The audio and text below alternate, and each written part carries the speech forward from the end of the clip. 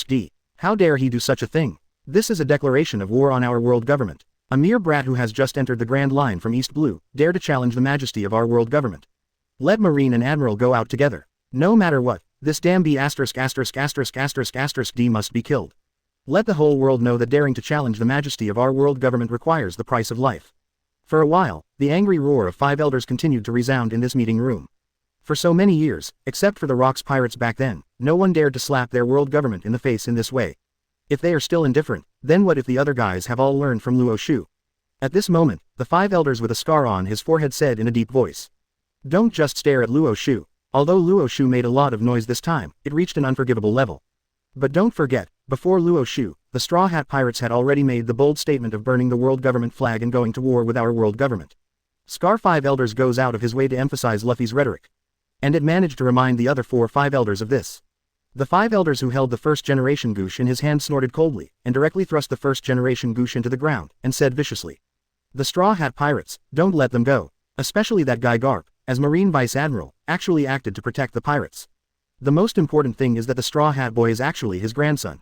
Garp and Marine must also give us 5 elders an explanation for this matter. The words of 5 elders with the knife were unanimously agreed by everyone else present. Just because the Straw Hat Pirates burned the flag of the world government and uttered wild words to start a war with the world government, they must not let each other go. Garp's status as a marine hero does have a strong deterrent effect on others. But in the eyes of their 5 elders, that's all. After reaching a consensus, 5 elders wasted no time and started contacting Sengoku directly. The moment the phone bug was connected, 5 elders asked directly and angrily. Sengoku, Garp, why did you act as a shelter for pirates? As a marine hero, doesn't he know what to do when facing pirates? Sengoku in the marshal's office opened his mouth. Rao didn't know how to defend himself because of his superb IQ when he was called the resourceful general.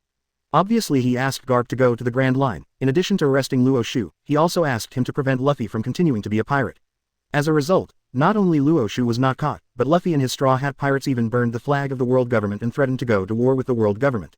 In other words, Luo Xiu made more noise, attracting most of the Five Elders' firepower. Otherwise, Five Elders might not just ask questions this time. Five Elders didn't waste too much time on this question either. Seeing that Sengoku couldn't give a specific answer, he snorted directly. Sengoku, that Garp guy, he must give an explanation for what he did. Also, send more people, no matter what, we must arrest that D Luo Xiu. Facing Five Elders' order, Sengoku sighed silently, nodded and said in a deep voice. Yes. Looking at the phone bug that hung up, Sengoku was silent for a long time, stood up and went to the window, looked at the busy sailors at naval headquarters outside, and murmured in a low voice. There has been such a big commotion before entering New World. What kind of things will happen when Luo Xiu arrives in New World? 032 Banaro Island, who is the prey, asking for flowers, asking for comments, asking for monthly tickets. With the help of Marine and World Government, the newspaper and bounty offering all the information about Luo Xiu also spread throughout the world in the shortest possible time. Whether it was what he did at East Blue or what he did at Enies lobby, it was written in the papers. Everyone already knows that Luo Xiu, who is called an extremely vicious thief by the world government, is a lunatic who does things without thinking about the consequences. Somewhere in the New World, on the Moby DK, Marco the Phoenix, the captain of the first team of Whitebeard pirates, held the newspaper about Luo Xiu and the reward order in his hand, walked up to Whitebeard, and said, "Father, I mentioned that guy named Luo Xiu to you some time ago, and this time there has been quite a commotion. And this time, what Luo Xiu is targeting is actually Ace's younger brother, Luffy the Straw Hat." Ace's brother. Upon hearing this, Whitebeard put down the wine jug in his hand, took the newspaper and the reward order, and examined it carefully. Relying on the time fruit ability, is there nothing that Garp can do against him? After seeing the content in the newspaper, Whitebeard couldn't help but raise his eyebrows, a look of surprise flashed across his face. As a strong man of the same era, Whitebeard knows better than most people. What kind of strength does Garp have? The newspaper said very clearly. Although Luo Xiu's strength is far inferior to Garp, but with the blessing of the time fruit ability, Garp can't do anything to the opponent at all, and in the end he can only watch Luo Xiu leave. After reading the newspaper and the information on the reward order, Whitebeard was silent for a while, and finally spoke slowly. That Ace guy, it's very likely that he will go to trouble Luo Xiu and want to avenge his younger brother. But in this way, Ace is really dangerous. What an annoying, silly son. By the end, there was a gleam of concern in Whitebeard's eyes, worried that Ace might be in danger. This B*********. This guy Luo Xiu actually set his straw hat on fire. The red-haired Shanks, who also belongs to one of the New World 4 emperors, was instantly furious after seeing the contents of the newspaper. You know that straw hat was given to him by Captain Roger. After meeting Luffy, Shanks donated it to Luffy, wanting him to inherit the will of Captain Roger. But now, that fellow Luo Xiu dared to do such a thing. Simply unforgivable. Beckman beside him glanced at Shanks, took a sharp puff of the cigarette in his mouth, exhaled a puff of thick white smoke, and spoke slowly. Shanks, what are you going to do? Shanks was holding the newspaper in his hand, and the bounty order that said Luo Xiu's bounty had been raised to 1 billion Baileys. After pondering for a long time, he finally let out a long breath. Just when he was about to say something, Yasop ran to Shanks with red eyes, and roared at Shanks. Shanks, I'm going to kill Luo Xiu. I'm going to kill that D myself and avenge Usopp. His own son was brutally murdered by Luo Xiu, which filled Yasop with anger and hatred. Although he left his hometown when Usopp was very young, although he has been away from home many times, although he has not seen Usopp for more than 10 years. But he was also a father. As a father, if his son died, of course he would personally avenge his son. Shanks and Beckman looked at each other, then nodded, with cold eyes and a firm tone. A guy who acts recklessly like this will break the balance of New World. Before he does things that cause turmoil in New World, we have to find a chance to get rid of him first. On Banaro Island, Blackbeard Marshal D. Teach, holding the newspaper in his hand, couldn't help laughing out loud after reading the contents.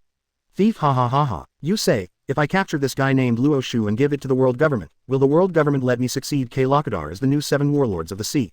Hearing this, Lafitte, Van Oka, Badgers, and Poison Q looked at each other and nodded in unison. Captain, if you really capture Luo Xiu and tell the world government that you want to become 7 warlords of the sea, then they will definitely not refuse. After all, this guy named Luo Xiu makes the world government hate him so much. That's right. First killed the celestial dragons and the kings of the allied countries of the world government, and now directly destroyed the Enies lobby of the world government. Those guys from the world government, I'm afraid they want to kill him more than anyone else. After hearing what his subordinates said, Blackbeard smiled and nodded. Yang raised the newspaper and the reward order in his hand, and laughed loudly. In this case, then go find him, capture him and give it to the world government.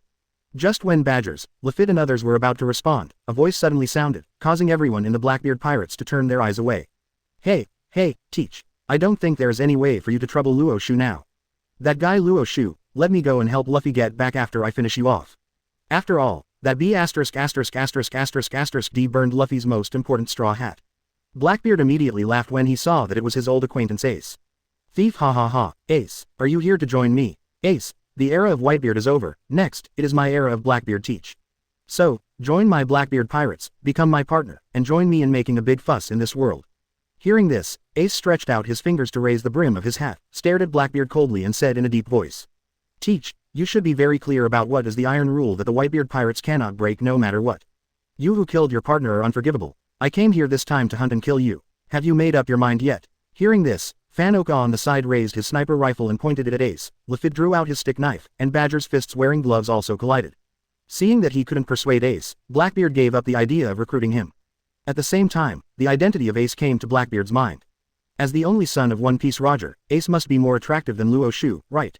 With this in mind, Blackbeard didn't hesitate any longer, and directly chose to fight Ace.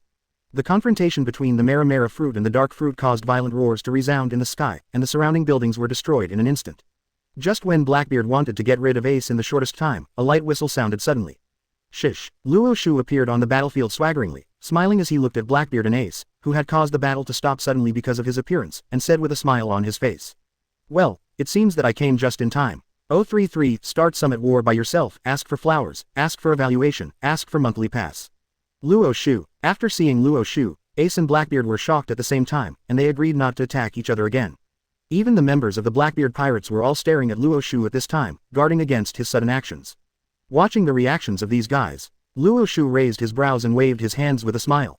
Why are you so nervous? Keep beating you guys, and I'll have a look. Hear this, Ace and Blackbeard exchanged glances. Then he turned his head to look at Luo Xiu and asked in a deep voice.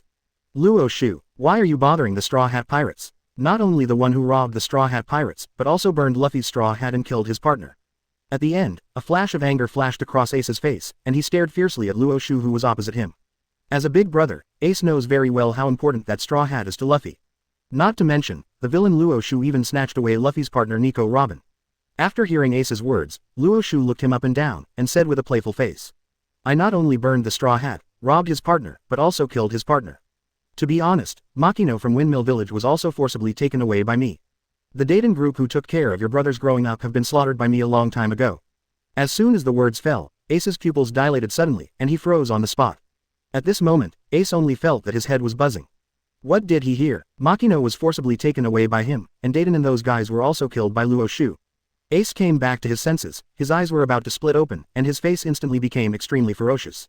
Panting heavily, he stared at Luo Xiu's word for word. Luo Xiu, you are courting death. Facing Ace's anger, Luo Xiu not only didn't flinch in the slightest, but even stepped on his face frantically. Wow, I'm really looking for death, can you kill me? Boom. Hot flames rose from Ace's body, and the Mara fruit ability was wrapped around his whole body. At this moment, Blackbeard on the side suddenly grinned and laughed loudly. Thief, ha ha ha ha. Luo Xiu, your character is very to my liking. Join my Blackbeard pirates, together with me, turn this world upside down. Blackbeard looked delighted to see the hunt, and sent an invitation to Luo Xiu without hesitation. Originally, Blackbeard thought about defeating Luo Xiu and giving it to the world government as a gift. In order to obtain a 7 Warlords of the Sea position, to prepare for the next plan. But now with the appearance of Ace, there is no need to find anyone else. The most important point is that a crazy and vicious guy like Luo Xiu is obviously very suitable for his Blackbeard pirates. After hearing what Blackbeard said, without waiting for Luo Xiu to respond, Ace glared at Blackbeard directly and growled. Teach, you B******************************************* D, you still want this B************** D to be your partner? Blackbeard sneered disdainfully when he heard the words, looked at Ace and mocked. Okay Ace, stop pretending. You Fire Fist, what's the difference between me, Blackbeard, and Luo Xiu? We are all pirates, no one is more noble than the other. Don't be like that guy Shanks, who puts on a hypocrite all day long, it's disgusting to watch. Chiffon. Blackbeard's words directly dealt a psychological blow to Ace. It made Ace's face pale and uncertain, and his eyes gradually became colder and angrier. I'm different from you, a guy like you who can brutally kill even a partner who has been with you for decades, what qualifications do you have to say such a thing? Ace was eager to distance himself from Blackbeard. In his eyes, even if he is a pirate, he is fundamentally different from such vicious guys as Blackbeard and Luo Xiu. However, after hearing Ace's words, Blackbeard couldn't help grinning out loud. Thief, ha ha ha ha, Ace, you are indeed Roger's son. Pretend to be a good guy, just like Roger. Blackbeard met Roger when he was in the Whitebeard Pirates. There is a deeper understanding of Roger than those who have never met Roger. In Blackbeard's eyes, this kind of hypocrisy, Roger, Shanks, and Ace, are all in the same line. Roger, but just because someone scolded his crew, he can become a murderous guy who slaughtered the entire country. That guy, Shanks, has done very different things too. As for Ace, didn't he kill a lot during his years in the Whitebeard Pirates? Obviously they are all pirates, so is there any difference between good and bad? The veins on Ace's forehead twitched wildly, and he snarled at Blackbeard with a hideous face. Shut up, Teach, I only have one daddy, and that's Whitebeard. For Ace, dear father Roger, not even a hair of Whitebeard. In his mind, only Whitebeard is the father worthy of his respect and admiration. Just when Blackbeard was about to say something, a burst of applause suddenly sounded. While clapping his hands, Luo Xiu looked at Ace and Blackbeard jokingly and said, "It's really a good show. However, let's end this good show. I don't have that much time to continue playing this meaningless game with you. If you have extra time, teach Robin, Khalifa, Machino, Nojiko, Kaya, and Vivi how to sail." After several days of training, Khalifa, who accepted his fate, has been completely transformed into his own shape by Luo Xiu. But Robin, who is determined, has not yet finished training. Rather than watching Ace and Blackbeard fight over who was his father, Luo Xiu would rather take Robin and Khalifa on board. However, Luo Xiu's sudden interruption made Ace and Blackbeard, who were arguing, feel stuck in their throats, and their faces turned red abruptly. Blackbeard also felt that there was no point in arguing with a bad-witted guy like Ace, so he ignored it and turned his head to look at Luo Xiu and said, "How about Luo Xiu, be my partner?" Luo Xiu twitched the corners of his mouth, raised his chin slightly, looked at Blackbeard disdainfully, and said slowly, "Who gave you the confidence to make you feel that you are qualified to let me be your subordinate?" After the words fell, the smile on Blackbeard's face froze, and his face gradually became cold. "Are you sure you want to reject me?" Luo Xiu chuckled, no longer interested in talking nonsense with him. With a firm step on his feet, with the help of this force, his body rushed directly towards where Ace and Blackbeard were. This time, the Summit War, which is even bigger than in the original plot, will be started by Luo Xiu himself. 034 Cruel Luo Xiu. Instant kill on the spot, asking for flowers, asking for comments, asking for monthly tickets. Seeing Luo Xiu approaching their position, Ace and Blackbeard were startled, and quickly put on a posture to meet the enemy. While being vigilant, both Ace and Blackbeard were confused. No matter how the two of them fight, it's justified. After all, Ace wanted to capture Blackbeard, the guy who killed his partner, and hand it over to his old man, Whitebeard. And Blackbeard also wants to give the world government as a gift after subduing Ace. With Ace's identity as the only son of the One Piece Roger, Blackbeard will definitely be able to get a seat in 7 Warlords of the Sea. It's just that Ace and Blackbeard don't know what kind of purpose Luo Xiu has. It's a pity that Luo Xiu didn't intend to explain it at all. After coming in front of Ace, looking at this fire fist, Luo Xiu's eyes flashed brightly, and he let out a low drink.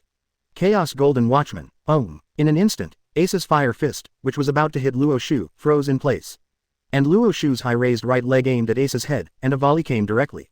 Boom, accompanied by a dull voice. The chaotic gold guard on Ace's body disappeared, and Luo Xiu's huge strength caused Ace's body to fly backwards uncontrollably. While Ace was rolling in the air, he couldn't help but let out a wailing sound containing severe pain from the depths of his throat.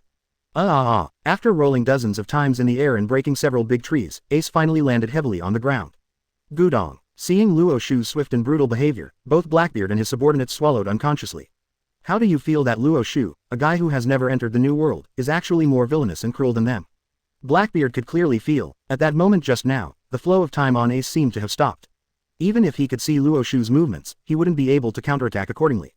Is the time fruit ability that this guy possesses so powerful? Blackbeard's eyes began to flicker as he held the dagger he had carried with him all these years. Seeing Luo Xiu turned his gaze to himself, Blackbeard grinned sinisterly while being vigilant. Luo Xiu, with the power you possess, I can make an exception and give you another chance. Join my Blackbeard pirates and become my partner. Otherwise, your fate will definitely be miserable. After witnessing the power of Luo Xiu's time fruit ability, Blackbeard has decided, if Luo Xiu doesn't join his Blackbeard pirates, then after killing him, he must take away his time fruit ability. Although in Blackbeard's mind, Whitebeard's shock fruit ability is his white moonlight, but he can also give Luffy the time fruit ability, Badgers and the others. With the blessing of time fruit ability, the strength of his subordinates will definitely take a qualitative leap. However, after hearing what Blackbeard said, Luo Xiu looked at him with a strange expression, and his tone was inexplicable. Give me one last chance. Holding a dagger in his hand, Blackbeard stared at Luo Xiu opposite, and said, "That's right, I'm making an exception." Before Blackbeard could finish speaking, Luo Xiu's eyes flashed fiercely, he stepped on his feet, and his body suddenly disappeared. In the next second, Luo Xiu, who appeared beside Blackbeard, aimed at the guy's waist and kicked him fiercely. Boom. As soon as he stepped down, a terrifying force struck, and Blackbeard's face instantly became extremely ferocious. His bloated and fat body, just like the previous ace, rolled on the ground and then slid to the distance. The severe pain from his waist made Blackbeard unconsciously let out a howl that resounded through the sky. Blackbeard has a special constitution. Even if he doesn't sleep all the time, he can still be energetic forever, just like living twice as long as others. But the price is that when he is hurt, he has to bear double the pain. It was precisely because of this that the wailing sound from Blackbeard was much louder than the noise made by Ace just now. After seeing their captain being kicked out by Luo Xiu, Lafitte, Badgers, Poison Q, and Fanauka also launched an offensive against Luo Xiu. Fanauka pulled the trigger of the sniper rifle in his hand, and the bullet shot towards Luo Xiu's head. Without looking back, Luo Xiu directly raised his palm and slapped the bullet back. Call out. Seeing the bullets coming towards him, Fanauka's pupils shrank slightly, and he quickly rolled to the side. Lafitte rushed towards Luo Xiu with a stick knife in his hand, and Badgers also raised his gloved fists high up, aimed at Luo Xiu's head and wanted to smash it down. Seeing this situation, Luo Xiu didn't have the slightest intention to retreat. Instead, the corners of his mouth curled up slightly, and a weird smile appeared on his face. This smile fell into the eyes of Lafitte and Badgers, which made them startled and had an ominous premonition. However, before they could react, Luo Xiu's magnetic voice reached their ears. Smash Boruto. Suddenly, Lafitte and Badgers stagnated in the air. Luo Xiu was not polite at all, and directly snatched the stick knife from Lafitte's hand. Under Lafitte's horrified gaze, he used his weapon, aimed directly at Lafitte's neck and chopped it off. PFF'd. The sound of the blade tearing the flesh sounded, and the scarlet and dazzling blood burst out from Lafitte's neck. Luo Xiu's actions did not end there. Flipping his wrist, the stick knife drew a knife flower in his hand. Luo Xiu admired the bloody flowers on the stick knife, the corner of his mouth curled up, and he stabbed suddenly towards Badger's heart. PFF'd. The stick knife pierced Badger's heart. Luo Xiu grabbed the handle of the knife and twisted it violently. The heart of this fighting champion burst open. Luo Xiu didn't even bother to pull out the stick knife, and directly let go of his palm, and at the same time released the shackles of time stop. For a moment, the pale-faced Lafitte stretched out his hands to cover his throat, but no matter how he tried, he couldn't stop the blood from gushing out from between his fingers. Ho! Lafitte couldn't even speak, and fell to the ground with his eyes wide open, completely losing the symbol of life. Badgers, whose heart was crushed by the staff knife, was full of unwillingness and fear in his eyes, but in the end he could only fall to the ground.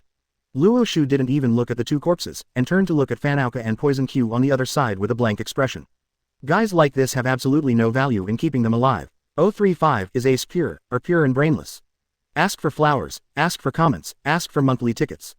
Host kills Lafitte and Badgers, and gets rewards. Sword skill improvement, physical skill improvement. Tisk. It's really worthless. Listening to the voice from the system in his head, Luo Xiu pursed his lips and shook his head.